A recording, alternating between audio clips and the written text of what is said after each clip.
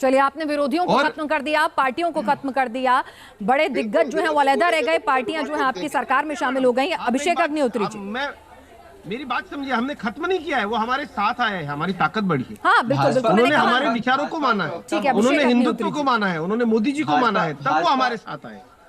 भाजपा के प्रवक्ता महोदय से एक बात मैं पूछना चाहता हूँ, ये इनकी अमित शाह जी की स्ट्रेटजी हो या मोदी जी का चमत्कार हो, ये चमत्कार और स्ट्रेटजी आपकी पश्चिम बंगाल में कहाँ चली गई?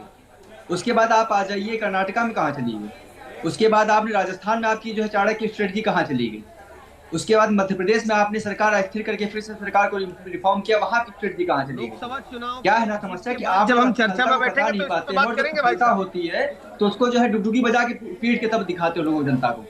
सबसे बड़ी दिक्कत जानते हैं क्या है कि आप लोग कोई योग्यता के आधार पर सरकार कहीं नहीं बना रहे हैं। वास्तविकता यही है कि केंद्रीय एजेंसियों का दुरुपयोग कर रहे हैं आप लोग। सन 2014 से जब से आप केंद्र की सत्ता में आसीन हुए हैं, जो अपने बेटा बेटियों को सत्ता में बिठाने के लिए लोग साथ में आने वाले बैठक कर रहे हैं पाटना में, उनकी क्या योग्यता है ये देश को बड़े अच्छी तरीके से पता है भाई। राजनीतिक होमवर्क आप कितना करके ये बताइए, सन 2014 के बाद से कौन कितने साल जेल में रहा है, इसके ऊपर कितने आपराधिक मामले हैं, जो सवाल आप भारतीय जनता पार्टी के कार्यकर्ताओं को इस तरीके से सवाल पूछना बड़ा आसान है, क्योंकि हम संस्कारों पे चलने वाले कार्यकर्ता है, हम संयम पे जवाब देने वाले कार्यकर्ता है। आप गुंडाई करेंगे, आपके नेता दुनिया भर के उनके ऊपर क्रिमिनल मुकदमे रहेंगे, आप किसी को भी साथ में ले लेंगे। आपसे कोई क्यों नहीं पूछता, आपसे मीडिया क्यों नहीं सवाल पूछती कि आपके बच्चों को सत्ता में लाने के लिए देश की जनता को आप सता रहे हैं? आपको क्या लगता है कि लोग क्या विचार है? एक आदमी जो देश के लिए काम कर रहा है, एक आदमी जो दुनिया में देश का नाम रोशन कर रहा है, एक आदमी जिसके ऊपर एक भ्रष्टाचार का आरोप आप इतने सालों में नहीं लगा पाए, ऐसे मोदी जी से लड़ने के लिए आप सब लोगों को अपने बच्चों की सत्ता बचाने के लिए साथ में आना पड़ रहा है। और देश के अलग अलग कोने से भले ही कितने भी आप कोशिश करो, अभिषेक मोदी जी को हरा नहीं सकते। बगावत अपनी जगह थी, क्या बीजेपी के पास ऐसी कौन सी वजह थी कि आपके पास बहुमत की सरकार है फिर भी आपको अजीत पवार को सरकार में शामिल आपने करवाया है? इनके अंदर स्वयं आत्मविश्वास नहीं है। अभिषेक, आप ग्राउंड जीरो पे मौजूद हैं, आपसे इस एंगल पर भी बात करना चाहिए। शिंदे की विधायक एकनाथ शिंदे जी स्वयं तब जो है वो घोषित हो जाए कि उनका जो है जो भी विधायकी है वो कब छिन जाए, को कुछ नहीं पता है, क्योंकि ये मामला विचाराधीन है। शिंदे जी, शायद अभिषेक से बात नहीं हो पा रही है। और दो डिप्टी सीएम, क्या मतलब है? क्या आपका व्यक्ति जो देवेंद्र फडणवीस जी पूर्व सीएम रहे, 5 साल उन्होंने सत्ता संभाली है, वो कितने अयोग्य व्यक्ति हैं? मैं देख नहीं पा रहा हूँ स्क्रीन पे, मैं जान सकता हूँ ये जो अब जो बात कर रहे हैं ये शायद शिवसेना के प्रवक्ता है। जी, ये उद्धव बाला साहब गुट के प्रवक्ता है अभिषेक अग्निहोत्री। वो कह रहे हैं कि एकनाथ शिंदे की जो वो डिस्क्वालीफाई ना हो जाए, उनके साथ आए हुए 16 विधायक और वो, तो इसके लिए अभी भी फैसला जो है लंबित है स्पीकर के पास, तो इसीलिए भी आपने एकनाथ शिंदे के साथ 2 डिप्टी सीएम छोड़े हैं या? ठीक है अजीत चौहान जी, आपने अगर पूरी बात सुन ली हो तो आप जवाब दें।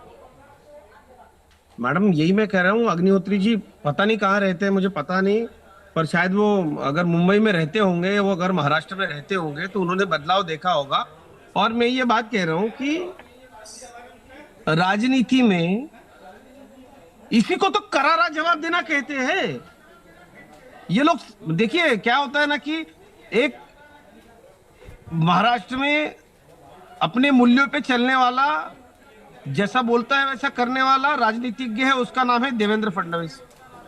अब उनके साथ आप छल करोगे, कपट करोगे तो भोगोगे भैया।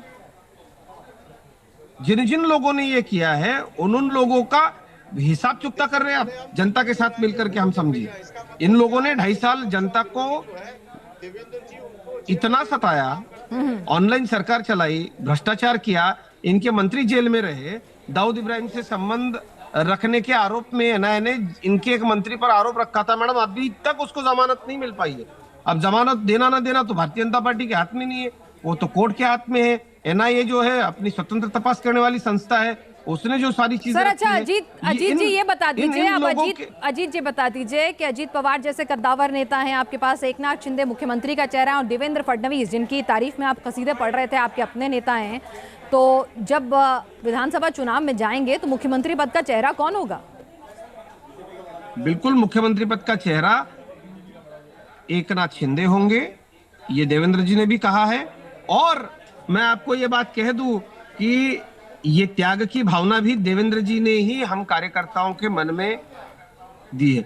अब इसके ऊपर से लेकर के झगड़े लगाने का काम ये जरूर करेंगे, क्योंकि ये तिलमिला गए हैं। अब उनको पता चला है अब किसी भी हालत में भारतीय जनता पार्टी को परास्त करना, शिवसेना आरपीआई की युति को परास्त करना इनके बस की बात नहीं रही, क्योंकि अब अजीत पवार जी एनसीपी के साथ चलिए, आपके विरोधी तो तिलमिला गए थे आपकी आपके काम से, आपने आपकी बात मान ली, लेकिन क्या वाकई में चीजें इतनी बिल्कुल जैसी दिख रही हैं, दिखाई पड़ रही हैं अभिषेक, ऐसी ही थी कि जी अभिषेक कुछ कहना चाह रहे हैं?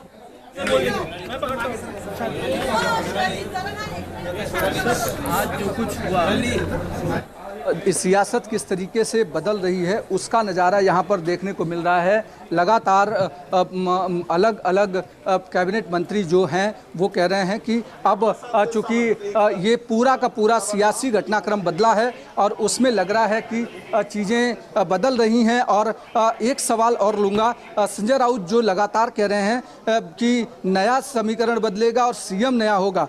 उदय सामंत मेरे साथ चलते चलते जुड़ने वाले हैं। उदय सामंत सरकार में कद्दावर मंत्री के तौर पर जाने जाते हैं, उद्योग मंत्री हैं और इनके साथ लगातार जो है वो सीएम के निकटवर्ती रहे हैं और वो कहीं न कहीं इस पूरे के पूरे मामले में, पूरे घटनाक्रम में शामिल रहे हैं कि सरकार किस तरीके से पहली बदली या फिर उसके बाद दूसरी सरकार बदली, वो सारी चीज़ों पर उदय सामंत लगातार रहे हैं, हमारे साथ हैं। हम दो सवाल उनसे लेंगे चलते चलते।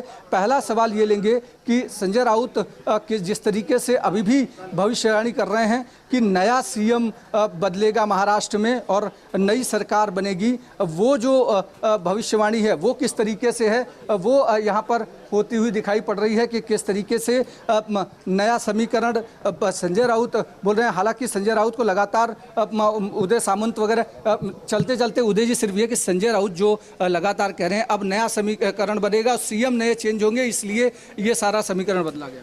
नहीं, संजय राउत साहब का इतना मन पे लेना उचित नहीं है। जो मॉरल सपोर्ट अपने कार्यकर्ता